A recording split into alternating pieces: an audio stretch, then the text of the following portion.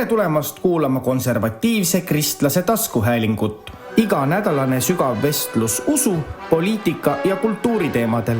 Teiega on täna Marko Müürisepp ja Hans-Krist Loime. Tere tulemast konservatiivse kristlase 3. saatesse. Minuga on ikka stuudios Marko Müürisepp. Mina olen Hans-Krist Loime. Tere, Marko. Tere. Ja siis head jõululaupäeva. Et see on meie jõulusaade. Stuudio näeb teistsugune välja ja mis siis ikka, hakkame minema. Sai lubatud, et tutvustame ennast, et me hakkasime kohe saadet tegema ja ei öelnudki, kes me oleme või miks me teeme ja kust me tuleme ja kuhu läheme. Et räägi siis, Hans, et kes sa oled? Jah, väga hea.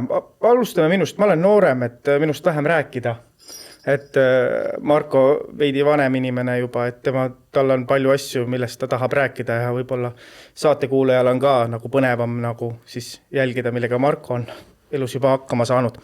Aga minust lähemalt ma olen sündinud Pärnus, kes ei tea, siis kasvanud kuni ütleme siis kooliealiseni välja Pärnus ja siis perega kolinad Tallinnasse. Elanud oma teadliku elu Tallinna kesklinnas ja nüüd olen ringiga tagasi jälle Pärnus. Okay.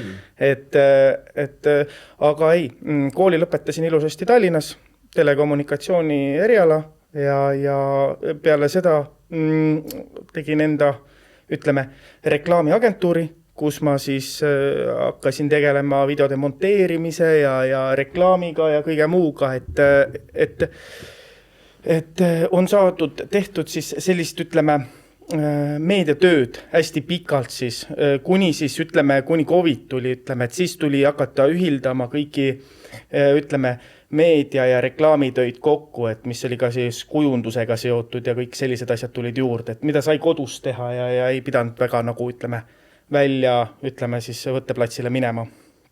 Et on saadud, produtseeritud erinevaid saateid ja dokumentaalfilme, eriti spordiomasid ja erinevate siis, ütleme, Eesti suurettevõtetega on tehtud siis koostöid ja nendele reklaame ja suhtekorraldustöid, et on midagi juba vöö vahel. Aga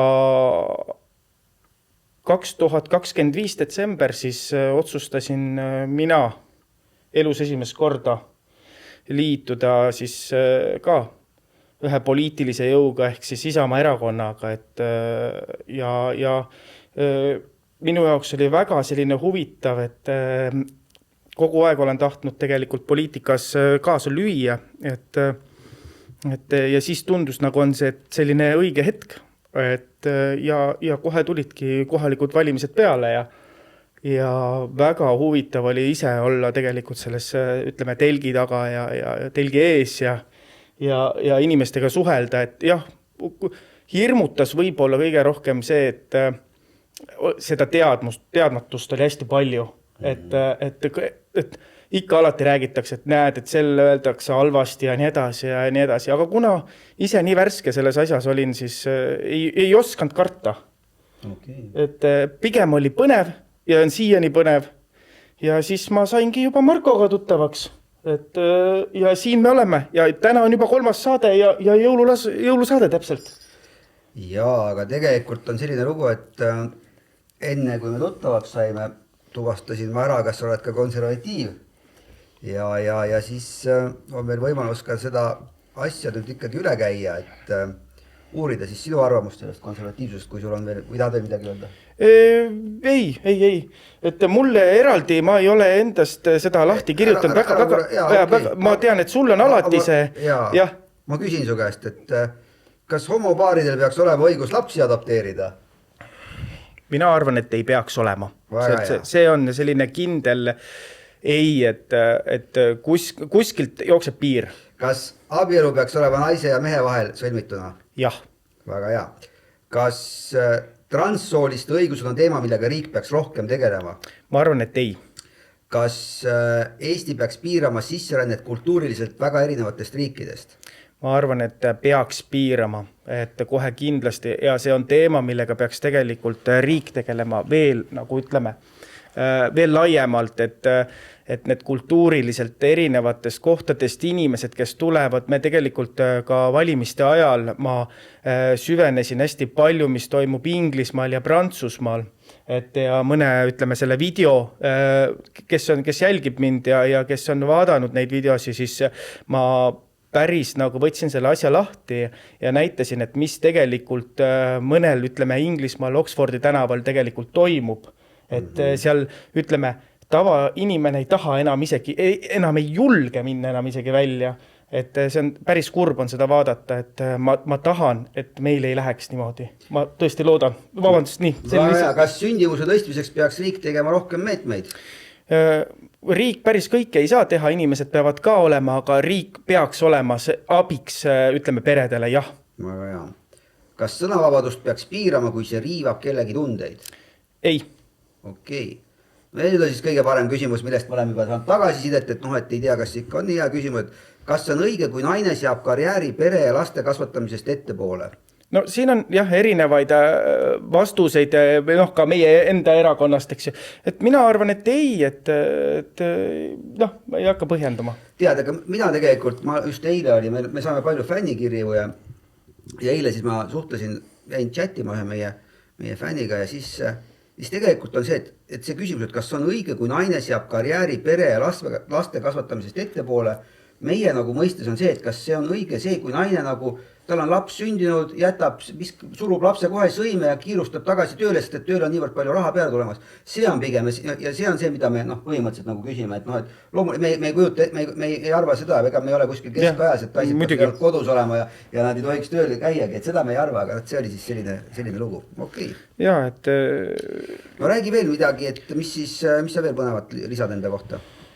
Ma arvan, et ei olegi rohkem midagi sellist, et ma olen nagu väga ühe asjaga ainult oma teadlikus elus tegelenud, et ei ole ma tegelenud mitte millegi muuga kui siis ainult meediaga ja filmide ja siis nende monteerimise ja kõige siis ütleme ettevõtetele sisu loomise ja kõige sellega, et ma ei ole nagu, et kui minu nagu eesmärk on see, kui ma midagi põhjalikult teen, siis ma teen seda nagu kohe nagu ausalt ja kaua.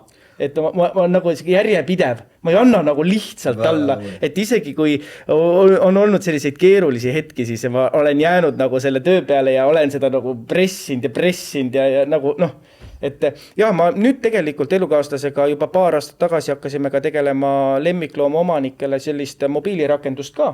Oho, aga ütle, kus seda mobiilirakendust saaks vaadata? Mobiilirakendust lähed inimestel, kellel on kas ütleme iOS platvormil siis iPhone, need saavad sealt sellest poest alla laadida selle täiesti tasuta. Ja nimi. Mobiilirakenduse nimi on Wufi. Wufi, kuidas kirjutatakse? F-U-F-F ja Y. Okei, nii et siis laadige ka alla Wufi, et mul on ka 2 koera, et ma peaks ka vist selle Wufi. Muidugi, ja see ei ole ainult koertele, sinna saab kassid panna, sinna saab panna merisead, ütleme, et eksootilisi loomi, ütleme, et seal on kõik asjad ja kõik, ütleme, seonduv ühes kohas ja kui me vaatame seda asja laiemalt, siis 2027 on siis kohustuslik kiibistamine nagu nii ja proovime, vaatame, kuhu me jõuame sellega ja siis ehk me saame siis juba tuntumaks selle asjaga. Väga hea, selge. Nii, Marko, palun. Pidime natuke endast ette valmistama ja siis ma tegelikult olen esmalt pean ennast õigeusklikuks, nii nagu meie vennad õigeuslikud Kreekas või Liibanonis või Eestis või Ukrainas või Venemaal, kus ma olen nii käinud kui õppinud ja siis teiseks ma pean ennast tegelikult eurooplaseks, et ma ei saaks kuuluda sellisesse erakonda, mis Euroopat kui tervikut oma koduks ei peaks, et ma olen ka tegelikult olen elanud võrdõigusliku eurooplase elu nii Itaalias, Leedus kui Soomes ja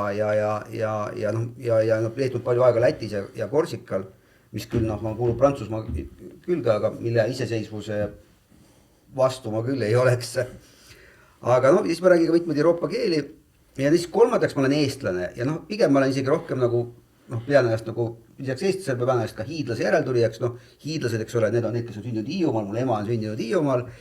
Ja isaliinima pidi ma olen tegelikult põlist tallinlane, et ka mu vanaisa on siin sündinud Tallinnas ja nemad ka kõik olid õigeusklikud, et see on siis selline nagu päritoluliin, et kui me siin täna meil on, eks ole, jõululaupäev, siis me nagu ka kirikus räägitakse, et kust kohast, eks ole, Jeesuse esivanemad ja need nii-öelda inimeste poolt tulevad esivanemad, kus see päritolu on.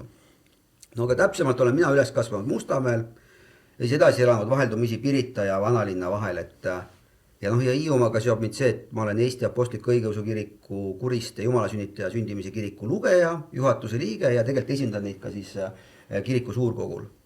No ja siis lisaks ma olen Emmaste jahimeeste seltsi liige ja mul on nagu väga, väga hea meel, jahimeeste seltsis ja kirikus on nagu kõige autentsemad mehed ja naised koos, et selles suhtes on väga lahe.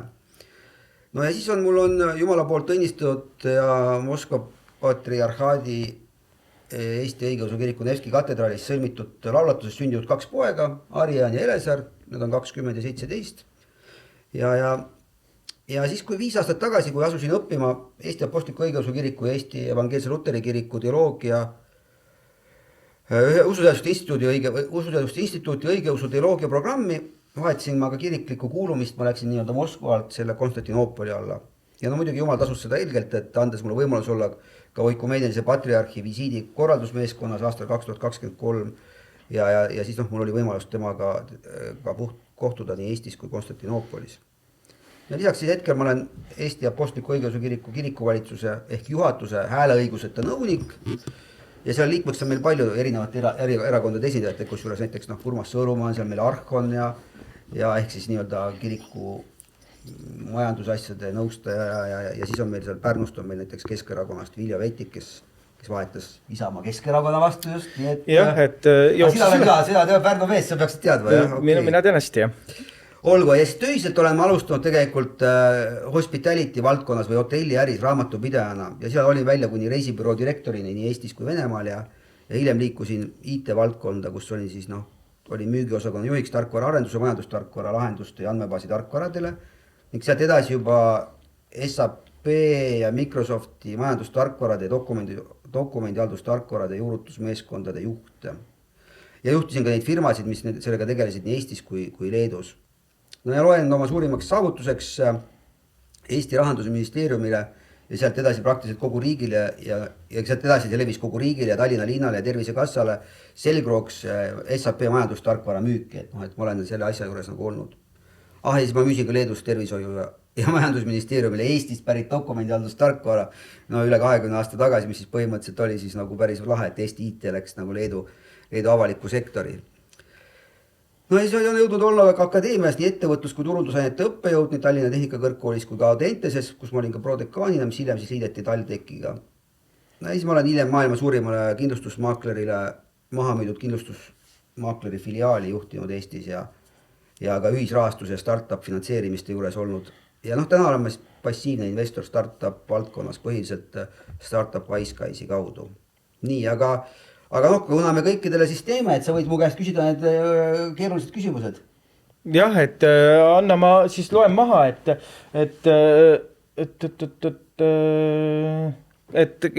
küsimus on selles, et kas homopaaridel peaks olema õigus lapsi adopteerida? Mina usun, et ei.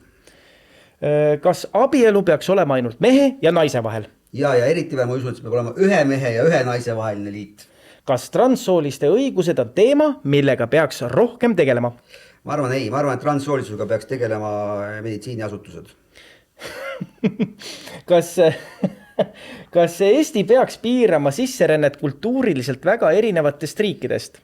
Ma arvan jah, ja siin ma lähen tegelikult vastu mõnes mõttes oma kristliku taustaga, aga siiski ma arvan, et meil see linnapilt on muutunud. Ja eriti veel teades, kuidas need inimesed siia saabuvad. Ma olen seal IT valdkonnas või seal startup valdkonnas on.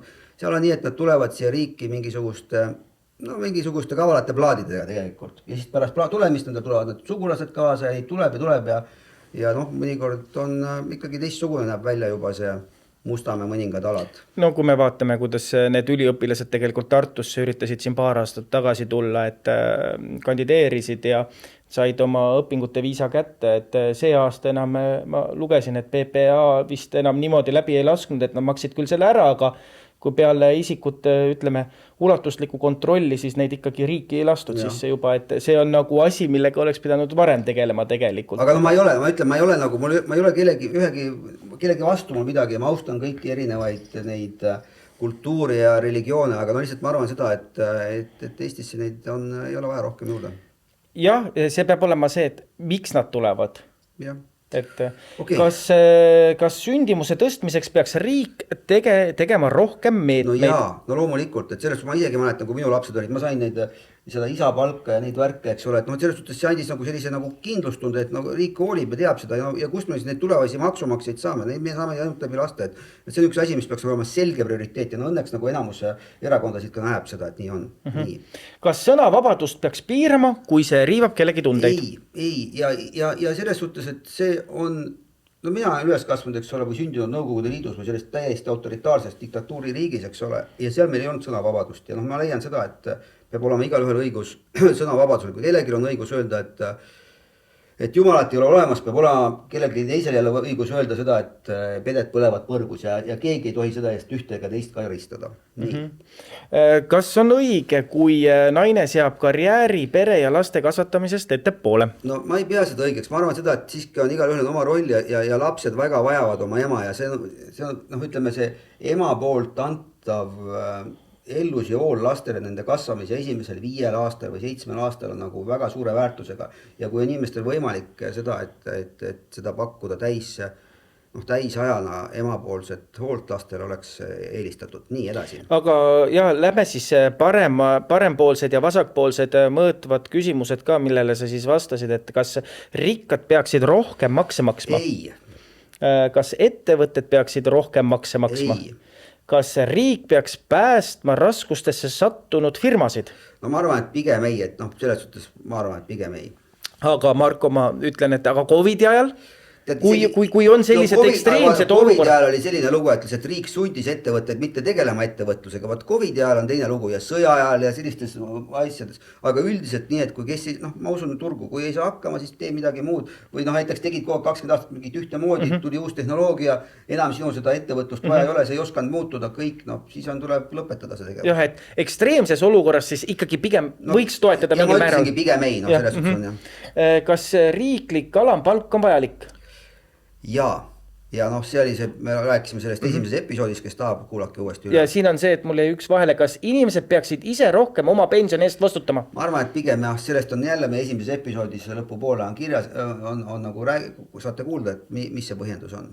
Kas majanduskasvu ja töökohti võib toetada ka keskkonna arvelt? No mina ütlen pigem ei, saate aru, Jumal on loonud selle loodu ja meil ei ole mingisugust voli seda nagu seda nii-öelda saastada, et selles suhtes siuke lugu. Aga ma küsin Marko vahele jälle, vabandust, et aga 2+2 maanteed, see võsa, mis tee ääres on, kas see läheb? See tuleb maha võtta. See võsa tuleb maha võtta ja no ma ütlesingi pigem ei, et ma siiski toetan loodusressursside kasutamist.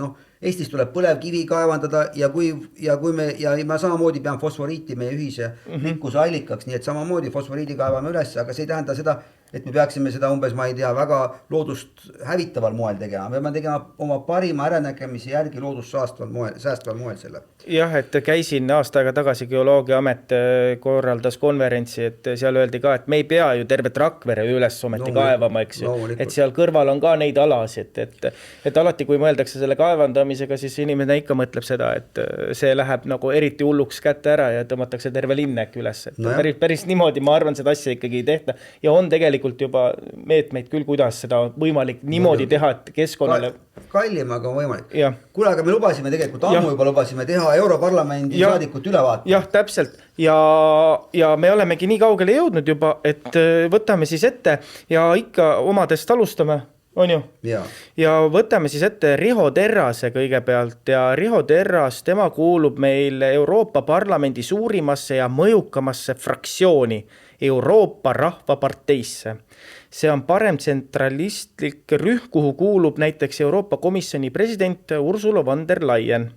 Ja Terras on sealne Eesti delegatsiooni juht, mis tähendab, et tal on otseühendus Euroopa kõige võimsamate otsustajatega.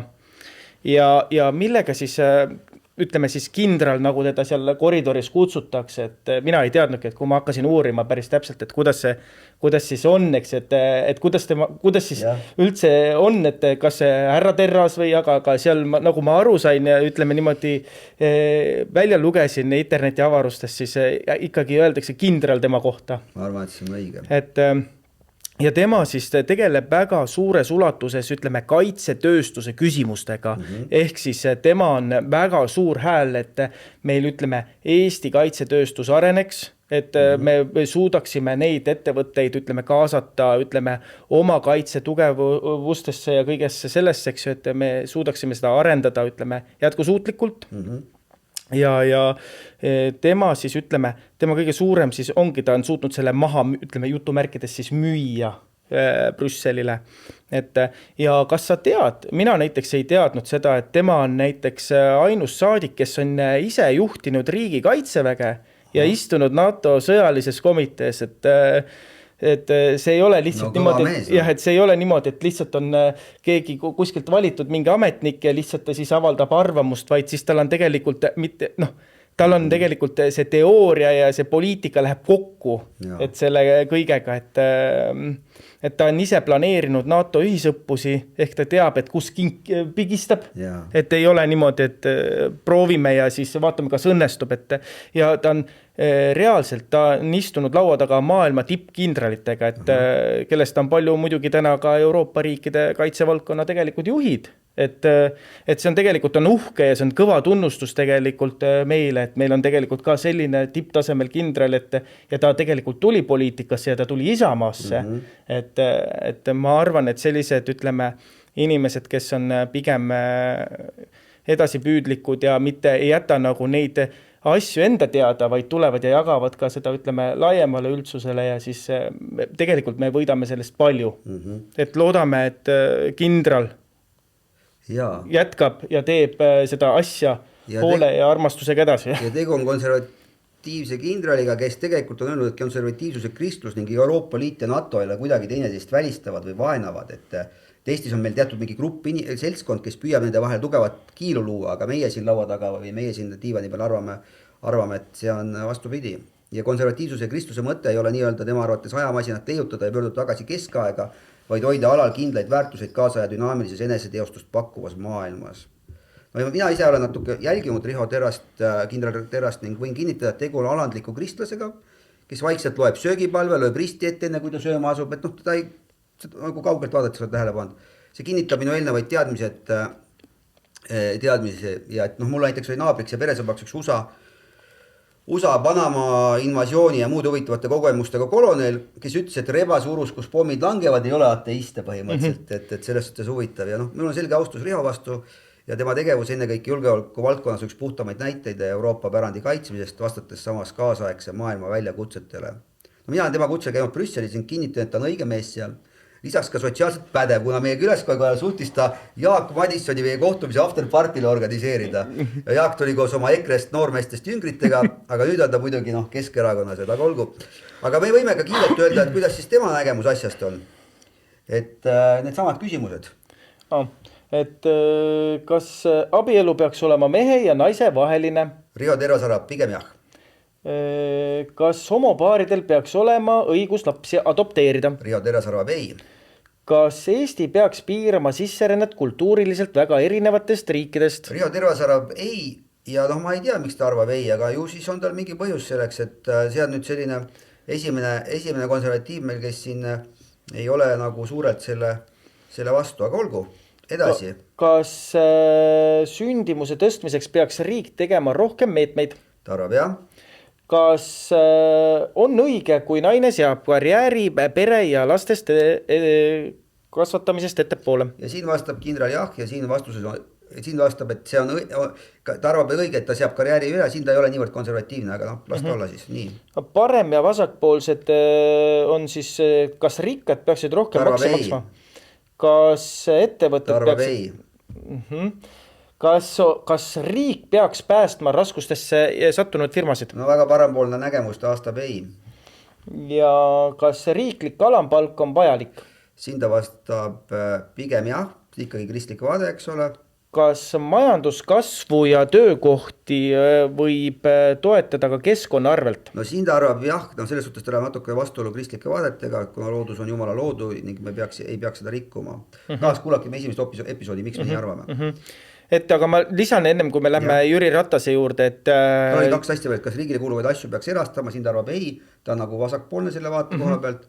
Ja kas inimesed peaksid ise hakkama saama oma pensioni eest vastutama, siis ta vastas jah, et see on ka selline parempoolne vaade. Olgu, aga okay. Nüüd räägi enda. Aga ennem kui Jüri Ratase juurde ma lisan siia lõpetuseks veel siis härra kindralis sellise asja ka, et temal on siis teine ametiaeg ja tema oma esimese ametiaja sai siis tänu Brexitile. Jaa, õige jah. Jah, et kuna Inglismaa väljus siis sellest, ütleme liidus, siis see koht anti Isamaale ja sealt. Me jäi üle, jah, siis me olime järgmised, kes nagu saime selle. Täpselt. Aga Jüri Ratas, esimene ametiaeg Euroopa Rahvapartei, keskendub siseturvalisusele, rännet puudutavatele reeglitele. Ta on võtnud südame asjaks ebaseadusliku rände piiramise, Euroopa Liidu välispiiri ja Eesti piiri tugevdamise.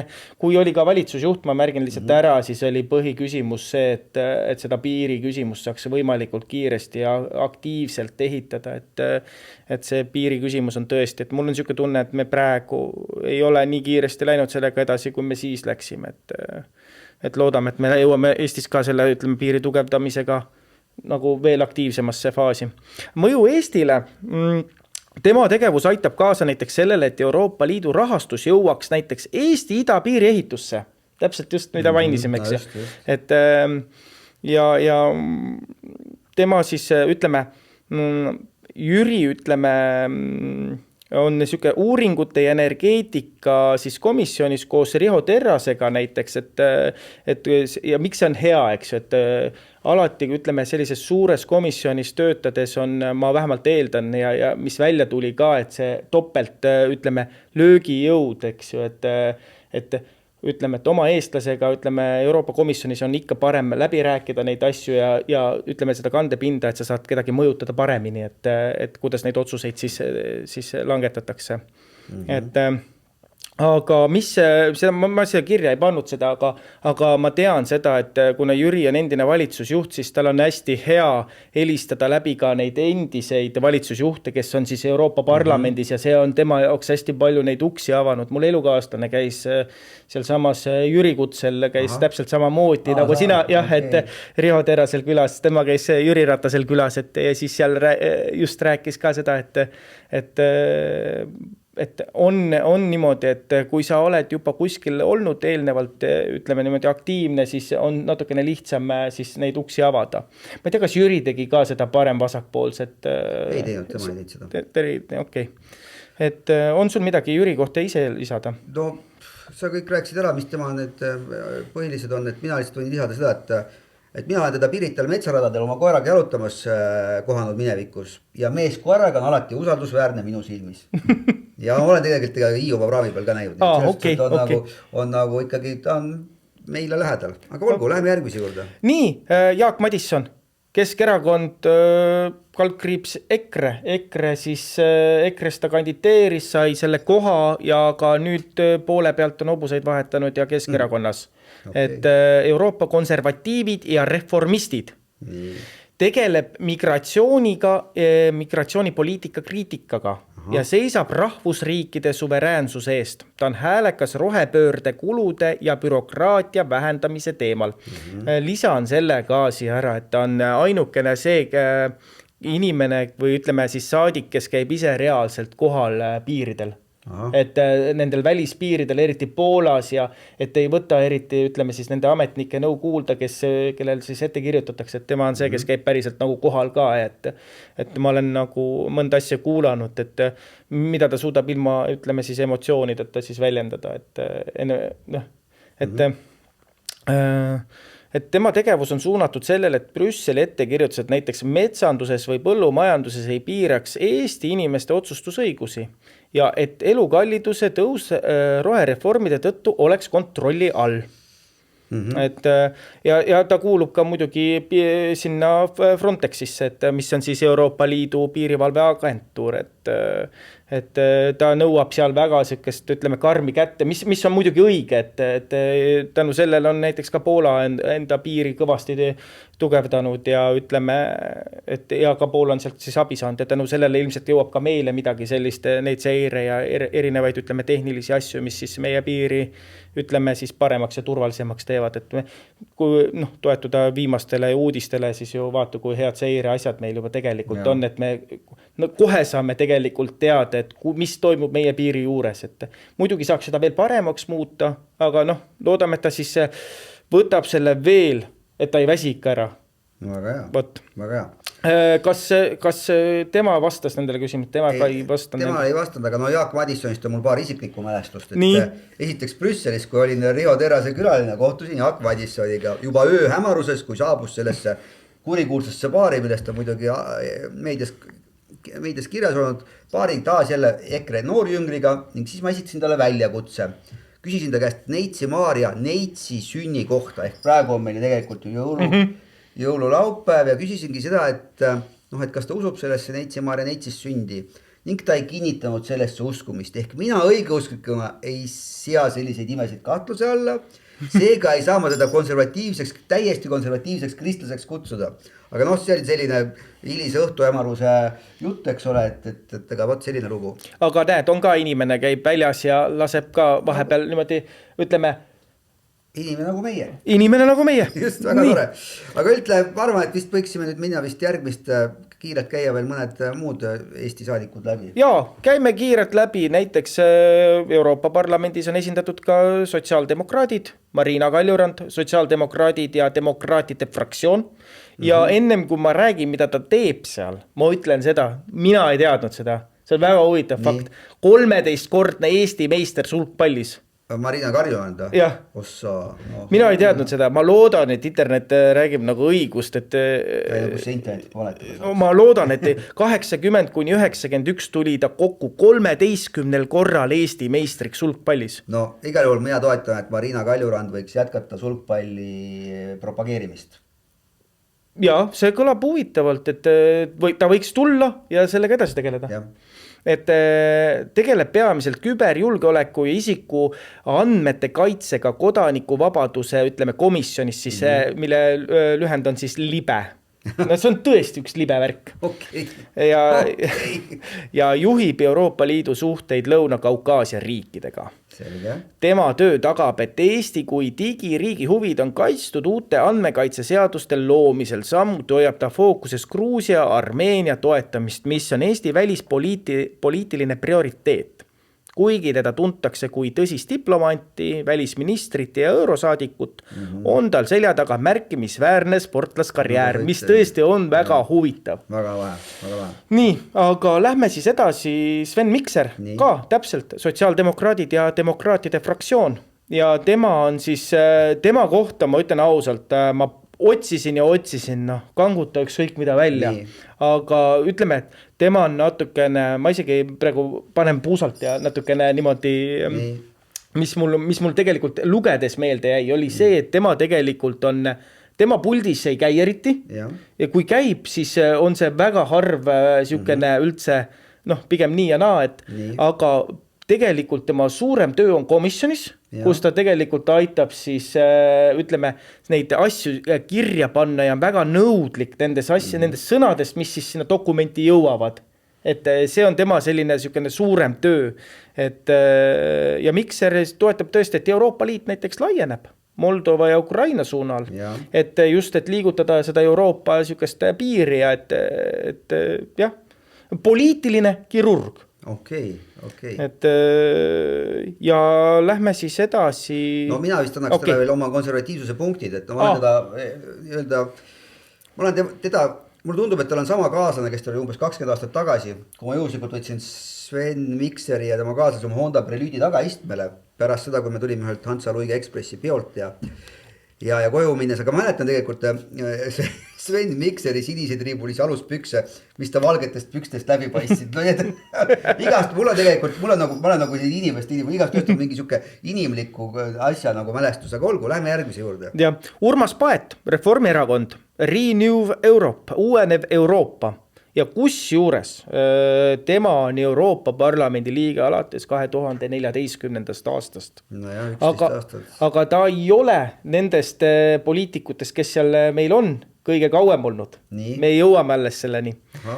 Aga tema, Urmas Paet siis keskendub pigem välis- ja kaitsepoliitikale ning on aktiivne Euroopa Liidu kaitsevõimekuse edendamisel. Ta on väliskomisjoni aseesimees ja tegelikult Paet on siis see mees, kes tegelikult oma sõnade ja kõikide selle komisjoni tööga siis on suurendanud või aitab suurendada seda abipakette ja kõiki muid sellist asja Ukrainale, et see tegelikult mõjutab otse ka Eesti julgeolekut, sest mida tugevam on Ukraina, seda tugevam on ka, ütleme, Euroopa ja meie. Et ta on siis tegelikult suuruselt 3. fraktsioonis parlamendis ning mängib seal kaalukeele rolli, ütleme, et nende siis, ütleme, erakonna, ütleme, need hääled, mida ta kokku saab, siis nendega räägitakse või suheldakse väga palju, et No jaa, aga kuule, aga temaga ühes fraktsioonis on ju ka Keskerakonna Yana Toom. jah, mis on tegelikult väga huvitav, et Yana Toom on ja Urmas siis Paet koos ühes kohast. Et nad ju tegelikult, kui mõelda seda, et meil Eestis tundub, et tegelikult kuidas on võimalik, et Yana Toom ja Reformierakonna poliitikud omavahel läbi saavad, siis seal nad tegelikult, neil ei ole sellist, ütleme, valikut, nad peavad tegelikult läbi saama.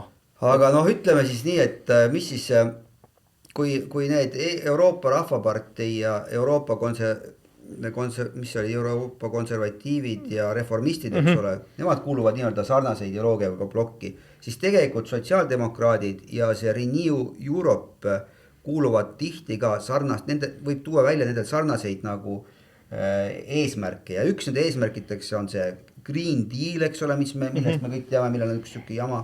Teine on muidugi, nad toetavad Ukrainat, on Venemaa vastased sanktsioonid, aga üks asi, millega siis mõlemad nii Progressive Alliance of Socialists and Democrats ja Renew Europe sarnased on inimõigused ja võrdõiguslikkus, aga võrdõiguslikkus on LGBTQ+++, eks ole, siis sellised naiste õigused, siis on immigratsiooni nagu humaanne haldamine. Migratsiooni humaanne haldamine võib tähendada seda, et saadetakse soojad päästepaadid vastu nendele immigrantidele ja tuuakse nad ilusti Euroopasse, et seal on nagu mitmeid asju. Aga okei, aga samamoodi majanduslik konkurentsivõime ja innovatsioon, nii et kui me nagu mõtleme, siis me peame aru saama, et kes kus on, et inimesed mõtlevad, et no tore inimene, aga tegelikult peab mõtlema ka seda, et kuhu ta kuulub ja mille eest ta seisab, et siin on, et see on tähtis, olgu.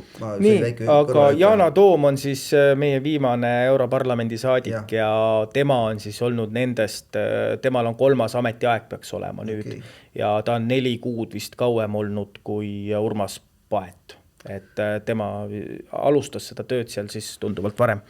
Aga ta keskendub siis sotsiaalpoliitikale ja vähemuste õigustele ja kõikidele sellistele asjadele, mis on siis seotud, ütleme, tema mõju näiteks Eestile on see, et digiplatvormil töötajad siis nende õiguste eest hakati siis rohkem seisma, et ta aitas siis luua selle, et need, ütleme, see platvorm ise ei vallandaks seda töötajat, et siis, et sellel platvormi töötajal oleks siis enam-vähem haigekassa ja kõik sellised asjad, et kui ennem, ütleme, Bolti või mingi Wolti töötajal, tal ei olnud nagu midagi sellist, et platvorm, ütleme, äpp võttis ta tööle, äpp lasi ta lahti.